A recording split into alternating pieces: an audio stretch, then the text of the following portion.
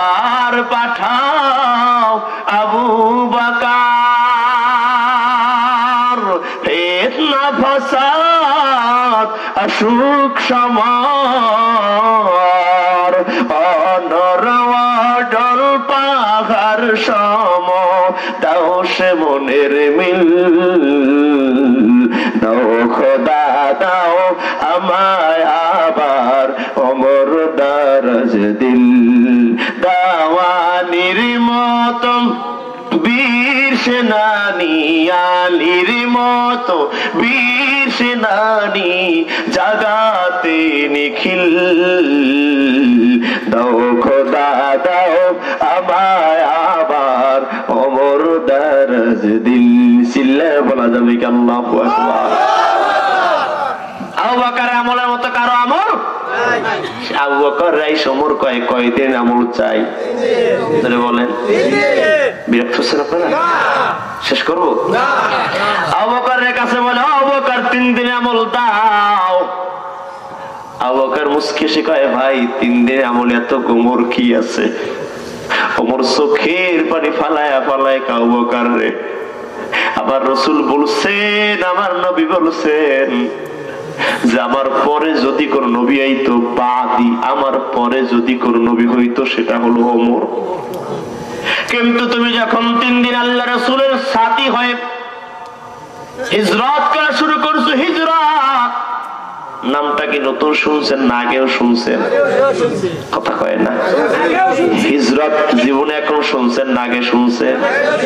আল্লাহ রাসূলের সন্তুষ্টির জন্য মাতৃভূমি ত্যাগ করে নিরুদ্দেশের উদ্দেশ্যে সফর করাকে হিজরত বলে, অন্যত্র প্রস্থান করাকে হিজরত বলে। আর দেশের সম্পদ লুট করেন, রডের বদলে বাস দিয়া মসজিদ মাদ্রাসা সম্পদ খায়ান, এতিমের হক ঠেকায়া এই জনগণের উপর জুলুম করেন, গোটা 16 বছর অত্যাচার করে পদত্যাগ পত্র জমা দিয়ে একে পালায়া যাওয়া ছাড়া কিছু বলে না। আল্লাহ হাবিব এবং আবু বকর চলছেন মদিনার পানে। আল্লাহর নবীরা আবু বকর দেখায়, ও নবী আমরা যে গারের ভিতরে ঢুকলাম, গুহার ভিতরে ঢুকলাম, জাবালে সাওর, জাবালে ঠিক আছে তো, সুর না সাওর, জাবালে সাওরে ঢুকলাম। এই গুহার ভিতরে ঢোকার সময় আমরা যখন ভিতরে আছি, গুহার মুখে মাকড়সায় জাল বনে দিয়েছে, আনকাবুতে জাল বনে দিয়েছে। দুনিয়ায় যত বাসা আছে সবচেয়ে মাকড়সার বাসা হলো দুর্বল, জোরে কয় না দুর্বল, দুর্বল, দুর্বল। ও বন্ধু, তেমন করে তোমার ক্ষমতায় দুনিয়াটা আল্লাহর কাছে মাকড়সার জালের মতো। আবু বকর কয়, নবী তাকাইছি, অমুক কাফেরের পা দেখা যায়, অমুক কাফেরের এই দেখা যায়।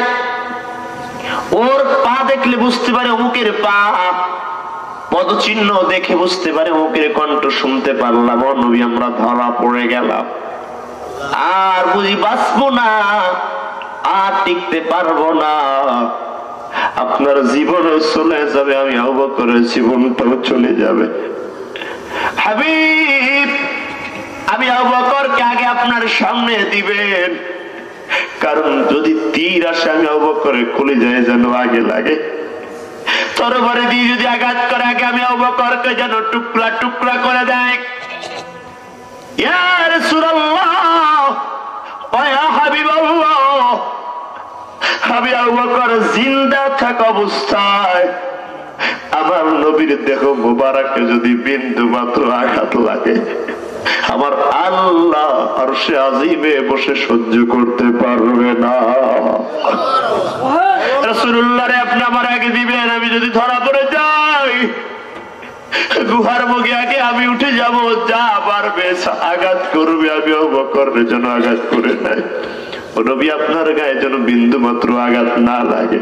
আল্লাহ ডেকে ডেকে কয়, জিবরাইল আর করা যাবে না দেরি, চলে যাও তাড়াতাড়ি, আমার নবীর জানায়া দাও, তার সাথে সাহাবীরও জানায়া দাও, লা তাহজান, ভয় পেও না, ভয় পেও না, ইন্নাল্লাহ মা'ানা।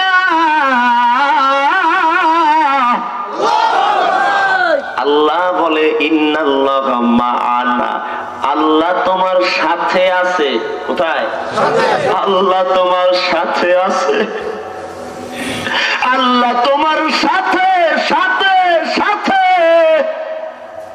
আইনামা তুল্লু ফাসান্না ওয়াজহুল্লাহ, যেই দিকে নজর বুলাও, যেই দিকে তাকাও, সেই দিকে তোমার তোমার আল্লাহ হাত সানি দিয়া রাখে।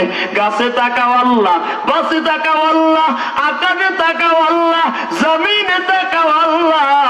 আল্লাহ আল্লাহ আল্লাহ আল্লাহ তোমার সাথে আছে। ও আবু বকর ভয় পেও না, ভয় পেও না।